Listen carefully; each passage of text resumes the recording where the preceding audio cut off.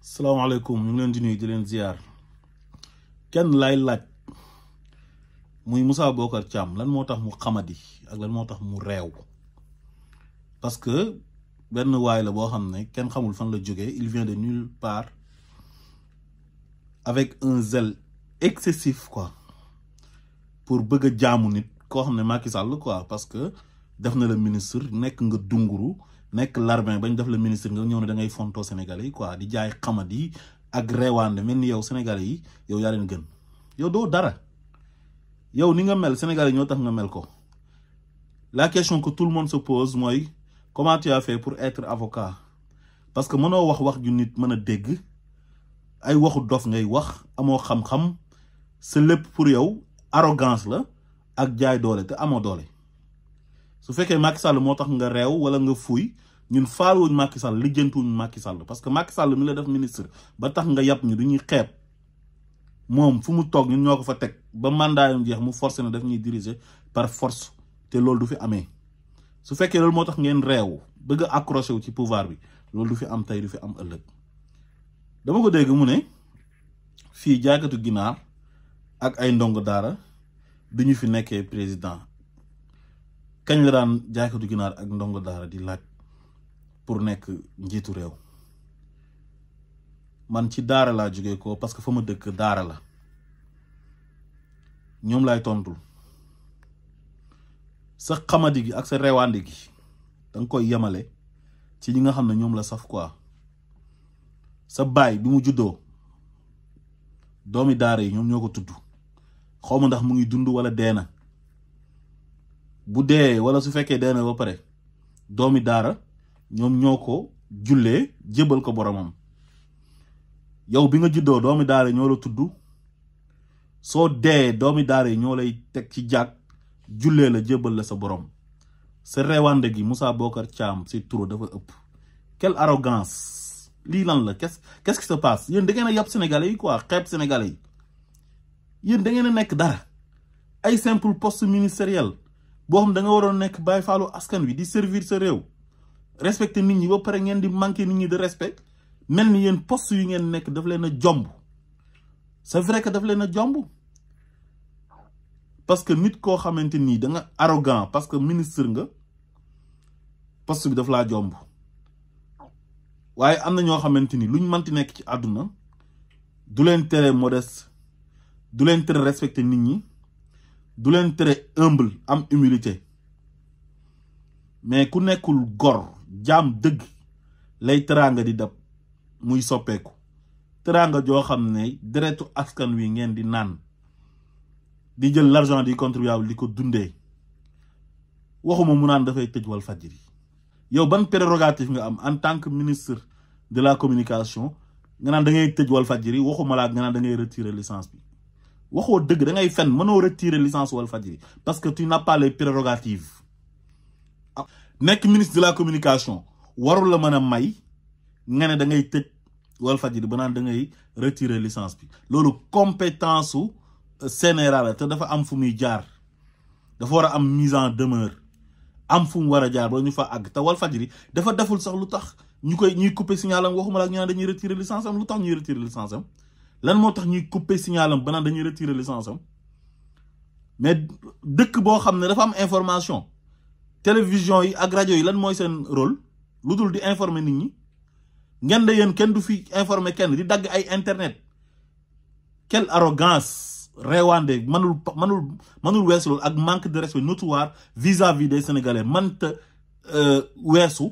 ngay couper ay signal dem ba naan da ngay couper internet parce que da ngeen a bëgg ñu leen di wax lu leen neex di génnee lu leen neex yéen naka ngeen di tooñee Sénégalais yi jàpp Sénégalais yi en otage Sénégalais yi di fippu nekk ci mbedd mi di manifester ngeen ne kenn du ko génnee ngeen ne données mobile da ngeen koy couper te Sénégalais yi di liggéey ci internet Sénégalais yu bëri di cotiser l'argent du contribuable di fay impôt di fay ay taxes yooyu noonu ak impôt yooyu moo tax nga nekk ministre yow ñu la ciy fay nga ñuy jaay Réewandé naan da ngay couper internet bi yow ban maqaama nga am ba naan da ngay couper internet yow fan nga teg loolu yow Moussa B Thiam yow yaay kan yow tu te prends pour qui soo xamul sa bopp ñu wax la sa bopp yow doo dara doo tous banaa da ngay couper internet mais sénégalais yi ñoo ñàkk fayda te ñoom ñoo ko nangu ay bas doole des vauriens yu tekkiwul dara toog Sénégal di fontoo nit ñi naan dañuy couper ay internet ñëpp toog di leen seetaan couper internet pour lan ñaata nit ñooy liggéey ci internet bi ñii di ci def ay transfert d'argent ah ñii di ci def check di utiliser GPS ah am ñoo xam ne seen yoon nekkul ci li xew Sénégal ah ñu am droit utiliser seen ay données mobiles pour ay affaire politique ay bëgg a mate sénégalais yi tax nga naan da ngay couper ay internet ba pare di ko bàkkoo di génn ak benn ton bu arrogant di jaay Réewandé ak xamadi li am Sénégal yëpp sénégalais ñoo ko nangu billahi wallahi watallahi am na réew yoo xam ne soriwul Sénégal dara ci sous-région bi luy Macky Sall di def Sénégal ak ñi mu àndal wallahi buñ ko defoon duñ fanaan ci réew ma billahi wallahi watallahi waaye Sénégal moo nekk réew moo xam ne ku leen yab rek ñoom ñoo tax ñu yab leen li olof di wax naan bu bukki waxee yabee waxambaane ci doxin wala Macky Sall fu mu accès ak ñun ñoo ko may loolu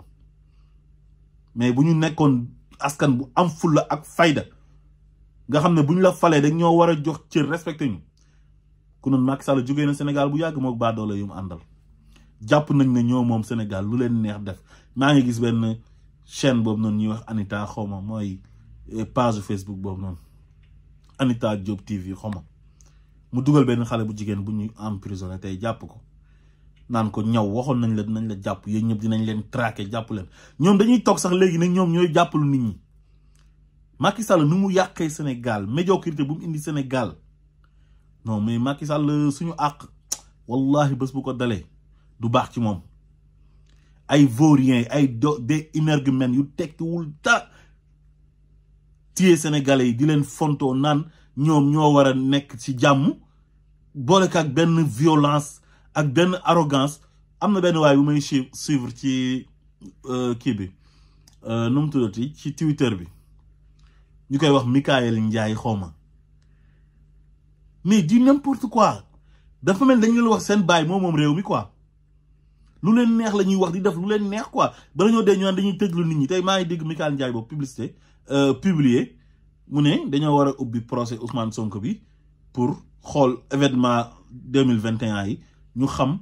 kan moo def ñu jaarale leen ci yoon kon loolu moo tax ngeen ne da ngeen a jël élection yi ngeen repousser ko billahi wallahi watallahi bu ngeen jàppee ne Sénégal yéen a ko moom da ngeen di nax seen bopp continuer leen ci dynamique bi ngeen nekk rek lii dina jeex par force day jeex te soreetul